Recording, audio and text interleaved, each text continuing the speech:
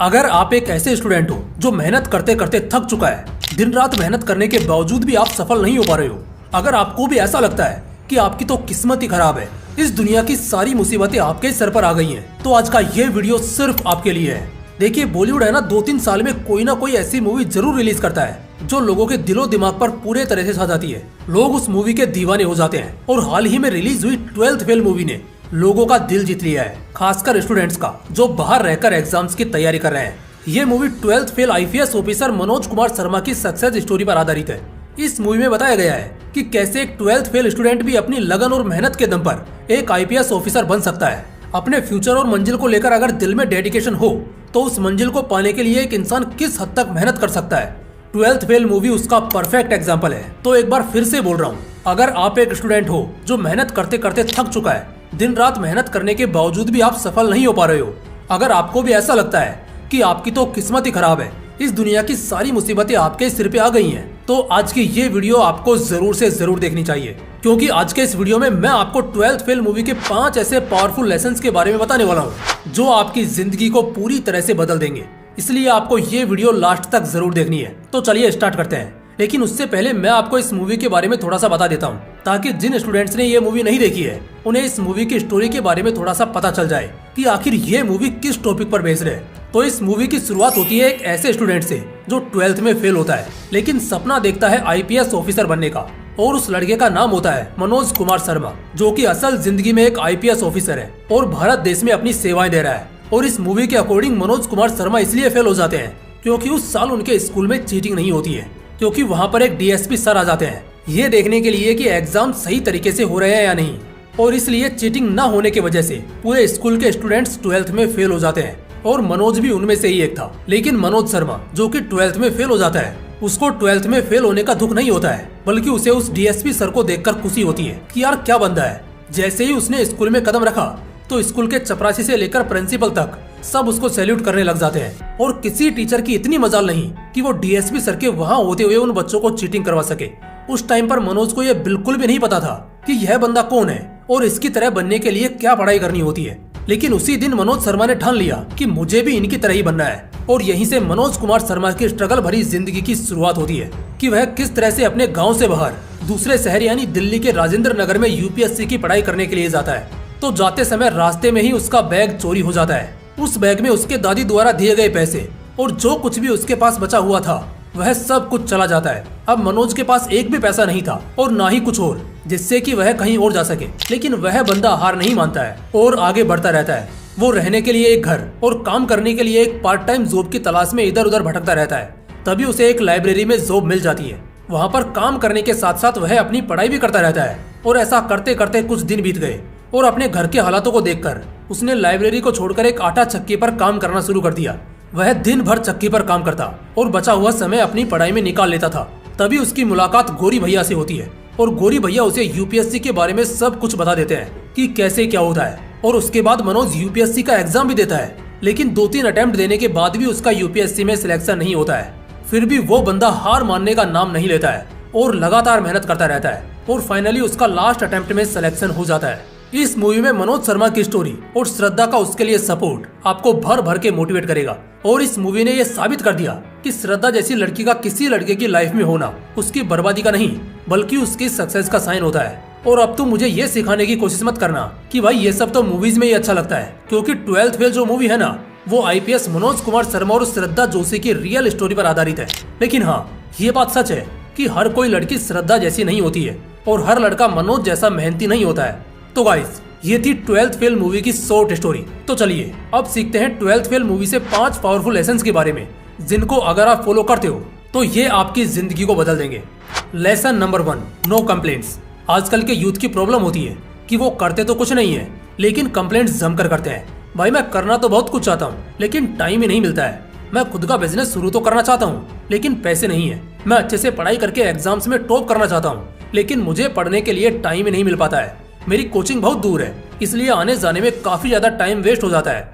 ये सब ना आप लोगों के सिर्फ और सिर्फ बहाने हैं, और 12th फेल मूवी से हमें सबसे बड़ा लेसन यही सीखने को मिलता है, नो कंप्लेंट्स। रास्ते में चाहे कितनी भी रुकावटें आए, लेकिन हमें कंप्लेंट्स नहीं करनी चाहिए। जैसा कि हमने 12th फेल मूवी में देखा है, मनोज की लाइफ में कितनी सारी प्रॉब्लम्स होती हैं। सोने के लिए रूम नहीं है और खाने के लिए पैसे नहीं है, पढ़ने के लिए किताबें नहीं है, लेकिन वह बंदा कंप्लेंट्स नहीं करता है, बल्कि मेहनत करके हर प्रॉब्लम को सोल्व करता है, क्योंकि उसके अंदर अपने सपनों को पूरा करने के लिए एक तड़प और एक जज्बा है। इसलिए वह कंप्लेंट्स नहीं करता, बल्कि उस कंप्लेंट को सोल्व करके आगे बढ़ने की कोशिश करता है। और जिन लोगों के अंदर इस तरह का माइंडसेट होता है ना, वो इस दुनिया में अपनी एक अलग ही पहचान बनाते हैं, जिस तरह से रियल लाइफ में आईपीएस मनोज कुमार शर्मा ने बनाई है। इसलिए आज और अभी से कंप्लेंट्स करना छोड़ो और अपने सपने पर पूरे जोश के साथ मेहनत करो, फिर देखो आपको सक्सेस कैसे नहीं मिलती है। Lesson number 2, super hard work. अगर आप एक ऐसे स्टूडेंट हो जो पढ़ाई में बहुत कमजोर है, उसके बावजूद भी कुछ बड़ा करना चाहते हो, तो आप बिल्कुल कर सकते हो, लेकिन उसके लिए आपको करना पड़ेगा सुपर हार्ड वर्क। देखो भाई, यहाँ पर हार्ड वर्क से काम नहीं चलेगा, बिकॉज आप ऑलरेडी लाखों लोगों से पीछे हो। और सुपर हार्ड वर्क करके एक इंसान कहां से कहां पहुंच सकता है, 12th फेल मूवी में इसको अच्छे से दिखाया गया है। आईपीएस मनोज कुमार शर्मा जो कि 12th में फेल होता है, लेकिन उसके अंदर एक पावर थी, वह पावर थी सुपर हार्ड वर्क, जिससे वह इस दुनिया में कुछ भी हासिल कर सकता था। और उसने 12th फेल स्टूडेंट होते हुए भी आईपीएस बनकर यह साबित कर दिया कि इंसान के अंदर सुपर हार्ड वर्क करने की हिम्मत होनी चाहिए बस, फिर वह इस दुनिया में कुछ भी हासिल कर सकता है। लेकिन यह सुनने में जितना आसान लग रहा है ना, उतना आसान है नहीं। सुपर हार्ड वर्क का मतलब होता है हद पर मेहनत, वर्क लाइक हेल, यानी अपने गोल को पाने के लिए इतनी मेहनत करो कि जिंदगी नर्क बन जाए। और अगर अपनी लाइफ में कंफर्ट को छोड़कर यह सब करने के लिए तुम तैयार हो, तो मैं तुम पर दांव लगा सकता हूँ कि तुम फिर वो बन सकते हो जो तुम बनना चाहते हो। Lesson number 3, self confidence.